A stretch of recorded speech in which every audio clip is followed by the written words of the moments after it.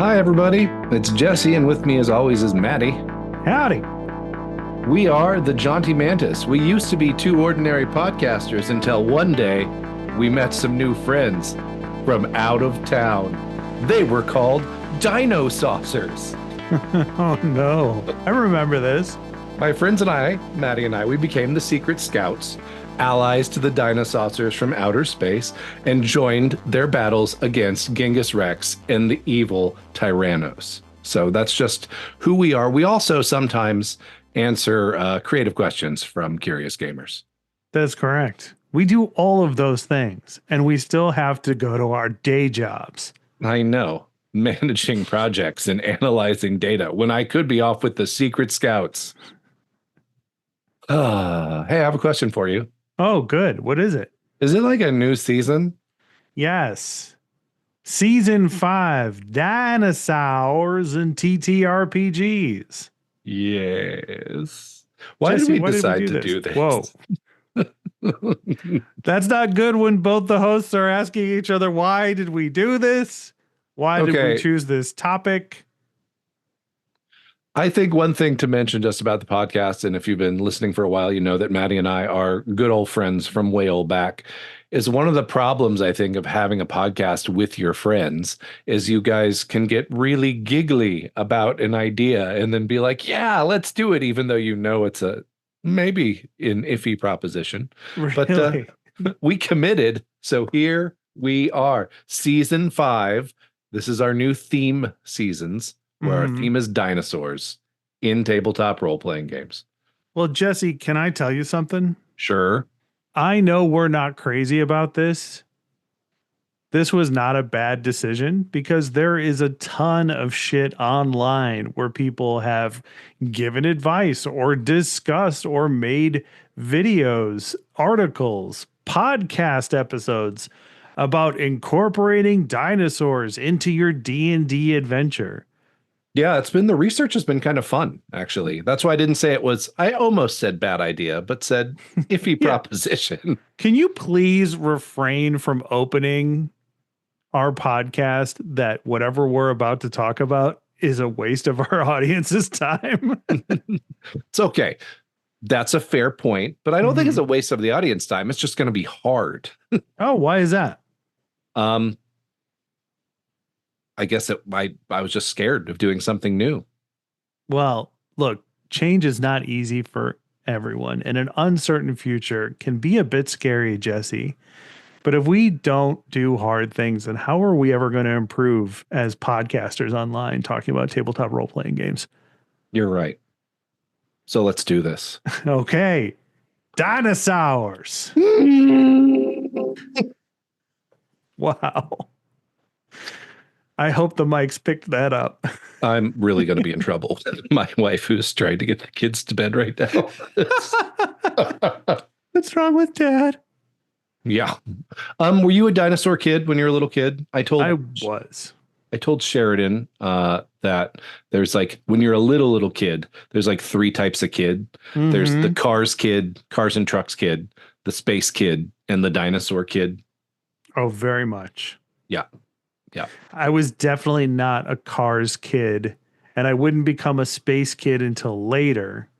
So I was definitely a dinosaur kid. Yeah. What about you? Too. Yeah, 100% dinosaur kid all the way. I had, I think some of my first books I ever read, there was this series at the library that was like a day in the life of a dinosaur. Like the dinosaur would have a name and it would just like, not like a kid version, but like what the animal probably did. It was like an early prototype for Walking with Dinosaurs. Nice. So, you know. Yeah. You know, I would even go so far as to say that dinosaurs are kind of the origin story or the seeds of every gamer's love of science fiction and fantasy, because at a very young age, you are introduced to these like mythical looking creatures that are larger than life and kind of scary in some contexts, but super cool looking. And you get into these books where they show like their bones and all of these like paintings of what they look like, these exotic creatures that aren't in the world. So if you think about it, dinosaurs are most kids' first introduction into what would eventually become like a love of science fiction and fantasy. Yeah, the line from dinosaurs into dragons is pretty short. Yeah. So, Yes. um, cool. Okay. So, what we're going to talk about in our first episode, our theme today is what are basically the perks and the pitfalls of trying to incorporate our theme for season 5 dinosaurs into role-playing games. So have you used a lot of dinosaurs in your RPGs? I have. I have used a lot of dinosaurs. Dinosaurs are a great go-to gimmick for most types of role-playing games. And that is part of their strengths and their weaknesses. Like dinosaurs are really, if you think about it, they're basically just a gimmick, but they're the most versatile and valuable gimmick that we have in TTRPGs. Okay. So if you want to run a science fiction one shot or a superhero game with a villain who's like a time bender or a multiverse component to your science fiction game, dinosaurs are your easy reach into the bag. Almost every monster manual for almost every, not generically themed, but wide themed role playing game should have some kind of dinosaur in it. And so Mm-hmm. it's a very easy thing to just reach in and grab with that has instant effect and it is fantastic and super accessible and super recognizable by your players. Yep. And you're going to find a lot of existing things for Dungeons and Dragons have dinosaurs and the lots of dinosaur elements, as you said, beyond the monster books that have those as well. I think one of the the first wilderness exploration adventure in the history of D&D, which I think was Isle of Dread, had dinosaurs because they were doing a King Kong thing. And Nice. like that Yeah. lives pretty heavy in the imagination if you go pulp. The Right. jungles of Cholt in the Forgotten Realms are full of dinosaurs. The Talenta Plains halflings in Eberron ride dinosaurs. I'm sure there's dinosaurs in Dark Sun, but they're terrifying, and I try not to think about them.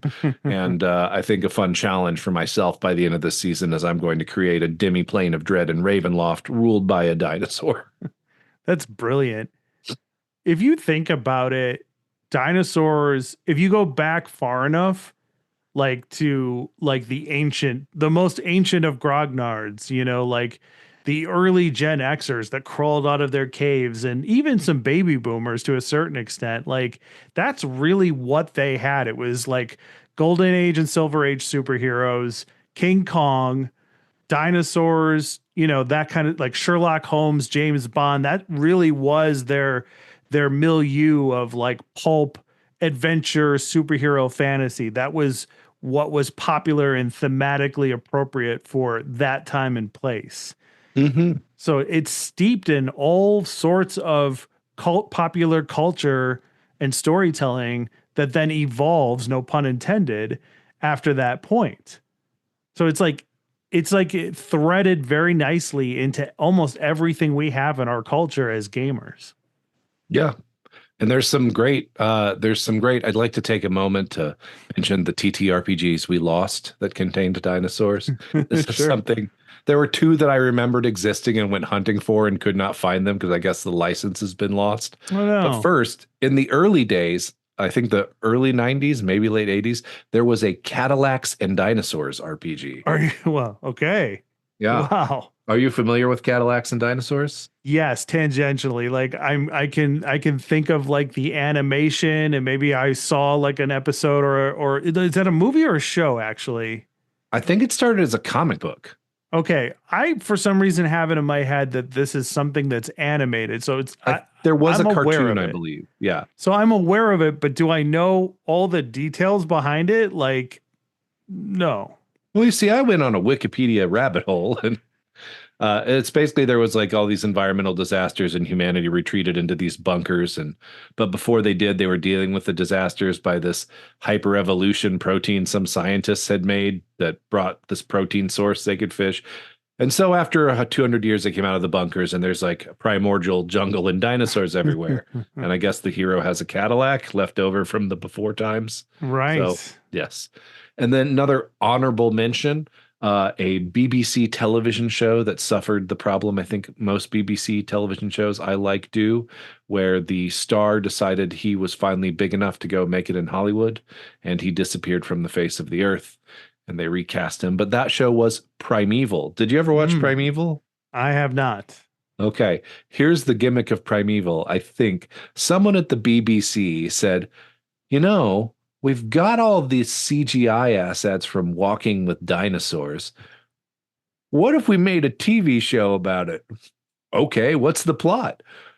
Holes in time open up and dinosaurs come through, and our protagonists can be part of the secret organization that tries to like get the dinosaurs back in the time hole and cover it up so the public isn't alarmed by the presence of a fucking Mosasaurus in the Thames. And they made it into an RPG Oh, wow. Nice. published by British Giants Cubicle 7. Okay, then. And then they lost the license, so it's not on Drive Through RPG anymore. Brr, brr, brr, brr. Yep. I also Oh. found one called Escape from Dinosaur Island. Okay, what's this one about? This is a powered by the apocalypse game that's basically Jurassic Park designed to be played in 2 sessions. Nice. And color me intrigued. Yeah. Yeah.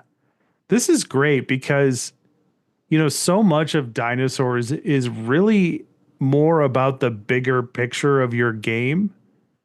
You know, at the end of the day, the dinosaurs, like I was saying, are just more familiar monsters. So it's really about like, what do you want to do with this game? And it's exciting to hear these games took these elements and brought those concepts to life. Like I bet like a Cadillacs and Dinosaurs game at the table would actually be kind of fun, you know? Yeah. Like The pulp with idea like is a intriguing. 50s vibe. Like, Yeah. So, you know, I'm excited by hearing about all of this.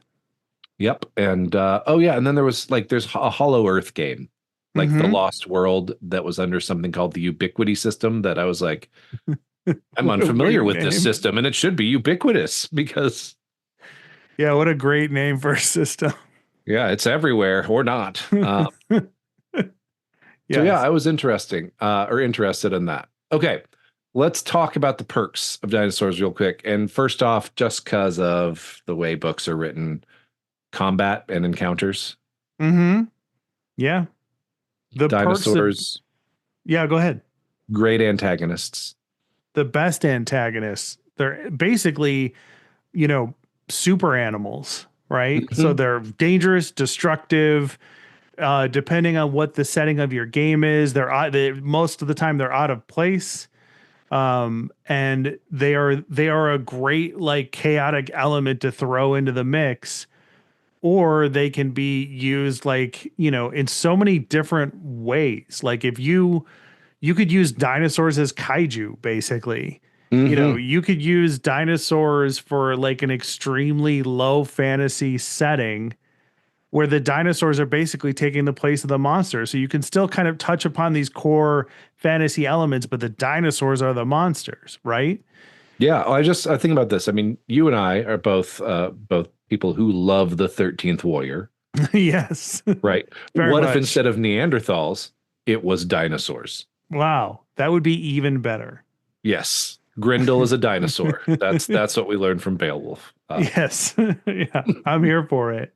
Clever girl. All right. Mark it up on your cue card for the season. First of, I'm assuming, many Jurassic Park references. I am trying to restrain myself from doing it. So we'll see when I I think you should break. just lean into it. I mean, after all, life finds a way. That's true. Yep. Yep. Holding back. Yeah. Holding back. The point is, you're still alive when the podcast starts to eat you. Hmm. Yep. That is so true. Audience, please forgive the horrible rasping of my cough. This was recorded in early February, and you may not have heard. There's a bit of everything going around. So I can't believe I've avoided most of it up until now. you're so lucky. You're probably protected by a mighty dinosaur. Okay, that's too far. All right, here we go. So do you like the settings that come with dinosaurs? Because I think that could be another perk. Like obviously, like you got a lot of that pulp influence, so you get like steaming jungles of like giant trees and things that make it possible to obscure that large predator or pack hunters. Yeah. I really like the settings that come with dinosaurs. If there's like a lost world style island that for some reason is untouched by and invisible normally to the modern world, and the player characters can go there. Or if they're in, an era where dinosaurs existed, there's so much to work with. It's a great environment and a great setting to take advantage of. And then if you want to take it to the next level and do something like, I don't know, a little book called shit. What did we review for You forgot the name of Pangea? Pangea? That's it. It was on the tip of my tongue, and you could see me like completely fucking lose it. That's the thing we're going to talk about more than Jurassic Park references this season because it's just so phenomenally good. Yeah, if you want to run a dinosaur themed game, run Pangea, especially if you're doing Dungeons and Dragons 5e. Like Pangea takes the whole setting and really brings it to life, because like that's kind of what I was alluding to earlier, is that like dinosaurs are they're a gimmick. They're a versatile gimmick, but you really need to do a lot of building around them if you want to make it like a whole like streamlined campaign setting, or series of adventures. They're great for one shots. They're great for like this arc of your adventure. Your superhero characters have cornered the villain, and he has like a time device, activates it. Dinosaurs are running among running amok in downtown New York City. Like perfect. But if you want to do something that really like has legs and really has a length to it, then you really have to build up the setting around the idea. Also, Pangea straight up just recommends other great perks of using dinosaurs is like set dressing. Mm-hmm. Like you're having your fight on the back of like a stampeding Yes. herd of herbivores. Like This is the stone punk idea, right? yeah, Like yeah, the kinetic action kind of thing. right. Yeah. So, okay. So you've mentioned kind of the world building potential.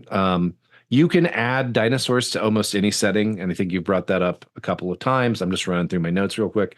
Do you think players are excited when they meet dinosaurs in game? Yes, I do. I think those who know more about dinosaurs are more excited than others. But I think depending on how they're being introduced, I think it's like an instant crowd pleaser. Mm-hmm. It's instantly exciting. It's instantly something everybody knows about, especially if you are running a new role playing game for people who aren't as versed in all of the things that nerds are kind of versed in. Like it might be easier to just introduce a fantasy setting with dinosaurs instead of like minotaurs and beholders and all of these other like tropes of fantasy and science fiction that we take for granted. Like that's one way that I used dinosaurs before, is I ran a D&D game for people who had never played D&D before, didn't know anything about D&D, probably had never seen the Lord of the Rings movies or Star Wars or any of that. And I just used dinosaurs, as like a concept of like, this is a fantasy world and dinosaurs are commonplace. And they just ate it up. So I highly recommend it. I'm just remembering from that whole like Lost World thing. Do you remember Hollow World for basic Dungeons and Dragons? Do not. What is Okay. this? They're like the world of Mystara, I think is what it was, is hollow. And inside there's a sun and this god, Ka the Preserver, who's a literal dinosaur, like a T-Rex, like hated the idea that things go extinct. And so he made this hollow world as like a sanctuary for everything that's gone extinct. So there's all these extinct civilizations down there. There's all these dinosaurs and megafauna, and it's very much the lost world. Oh, cool. And then there was a whole like box set and like a 3-part adventure arc having to do with like Aztecs and dinosaurs. I don't know. I have something to Google And the after the Sega show. Genesis Hollow World video game was set in the Hollow World. Oh, Mhm. I was not familiar with this. Very, very hard game that was frustrating to me as a young man, a young lad. Um, should we talk a little bit about some of the pitfalls? Mm-hmm. Yep. Have you ever Go had for it. trouble balancing dinosaur encounters? I know that's kind of a cop-out question because we tend to be like, balance doesn't matter anymore. I mean, at the height of my use of dinosaurs is probably during Dungeons and Dragons third edition.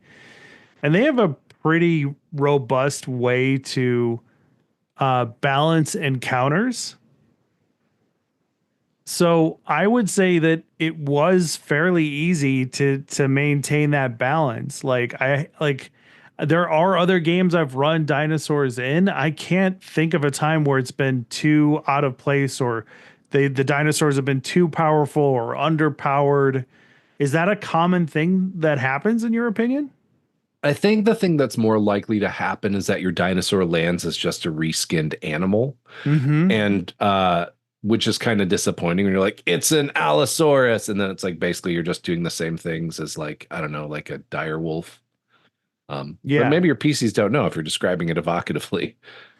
Well, dinosaurs give you a license to use animal like behavior at a heightened level, like the velociraptors from Jurassic Park. Like, dinosaurs give you a license to kind of fudge details. I mean, I guess you can't if you have like a dinosaur expert in your fucking group. So, like, if that's the case, then I guess not. But most of us aren't dinosaur experts. So, you can make a T Rex more intelligent than like an animal normally would be, or you can have velociraptors set traps and corner the party into them. They're like animals and monsters that you can use more intelligent and imaginative behavior with. Yep. And I will say going back to what you were saying about 3.5, the great versatility of monsters in that system is you could just put a template on Mm-hmm. dinosaur, and then it's like, it's a mummy Allosaurus. Like, Yeah. oh, okay. It's an infernal Quetzalcoatlus. Mm-hmm. Yep. I'm trying really hard to not start telling anecdotes about Gorix the Branch Creeper right now, who was a Cholton green dragonborn druid I played in a pirate game who just turned into all kinds of dinosaurs That's and right. had shenanigans. Jesse loves lizard men, and if we're being honest, lizard men are basically humanoid I dinosaurs. really do like dinosaurs. Yes. Dinosaurs and vampires. Young Jesse, mature Wow. Jesse. Do we have a budding role playing game at work here? Vampires and Dinosaurs, the role playing game. I think we do. Hell yes. I love that idea. Vampire dinosaurs. That is one of my favorite things about dinosaurs is you can really do almost anything with them. You just described a vampire dinosaur, and then earlier in the episode you talked about a godlike intelligent dinosaur that created a world where things don't go extinct. There's jokes about like dinosaurs smoking pipes and, like Oh, the super, critic? yeah, exactly.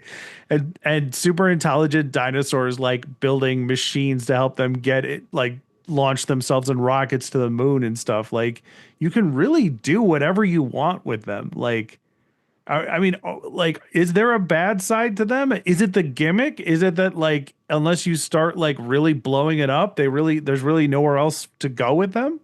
Well, I think I know we're supposed to be talking about pitfalls here, but this is the great versatility of dinosaurs too. And this is something, the one RPG that we've totally forgot to mention, and I think it's our review one for this season, Mm-hmm. Predation, Mm-hmm. uh, but by yeah, Monty Cook Games, like Mm-hmm. straight up says, like, don't be afraid to be weird with your dinosaurs. The fossil record we know about is like incredibly small. So, Mm-hmm. like, if there's vampire bats, why isn't there a vampire dinosaur? Like, Right. it doesn't even have to be supernatural undead. It could have some paralytic poison and like needle fangs, and that's horrifying. And it's Yes. stalking you right now. So, That's a great point. And that's kind of what I was alluding to earlier. It's like you really got to think about the bigger picture with your dinosaurs if you want to create something that is long standing for your player characters. I think too, this is a potential pitfall. People have different expectations Oh, about how so? dinosaurs. I mean, like some people like want Jurassic Park. Mm-hmm. Some people want Dinotopia. Okay. Some people just want Turok, like Uh-huh. the dinosaur hunter. So, like, I think anything else, again, adult conversation, session zero works, but like knowing that there may be different expectations at the table could change how that dinosaur hits because people are going to have their way that they got into dinosaurs. Mine was, I'm trying to remember, there was like a TV special about like new research in dinosaurs that was on in the 80s when I was a kid. And I think the host was like a magician. Like, Of course it and was. they interviewed Jack Horner, who was the guy who was like, they were warm-blooded and protected their nests. And everybody was like, no, no. Everybody's like, oh yeah, okay, I guess it did. Um, yeah, and then they had a thing at the end about like, what if dinosaurs had survived? And they showed this humanoid dinosaur thing. Speaking of which, the new dinosaurs. I know we've talked about it Mm-hmm. on the podcast before. Yeah.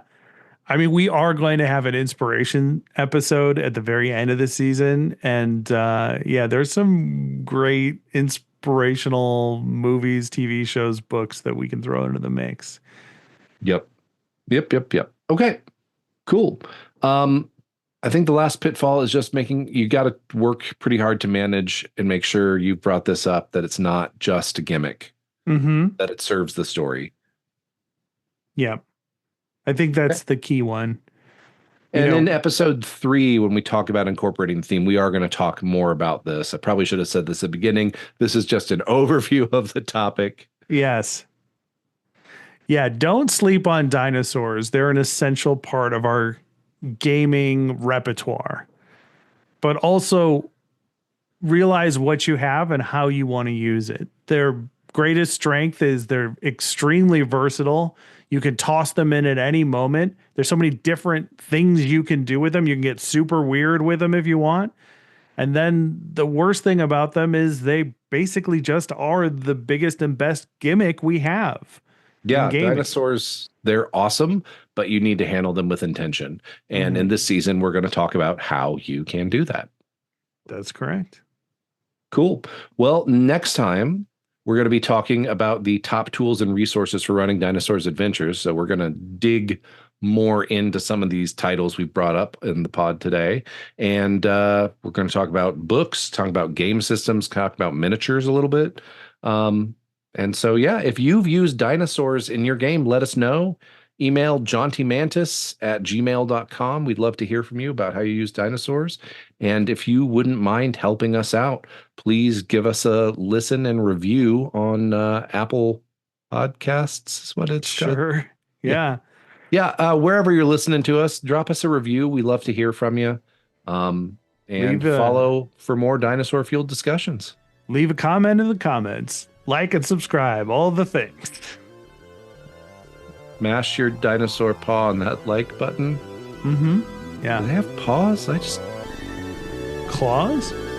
get out there and be mauled by a 6-inch claw here and here or some shit.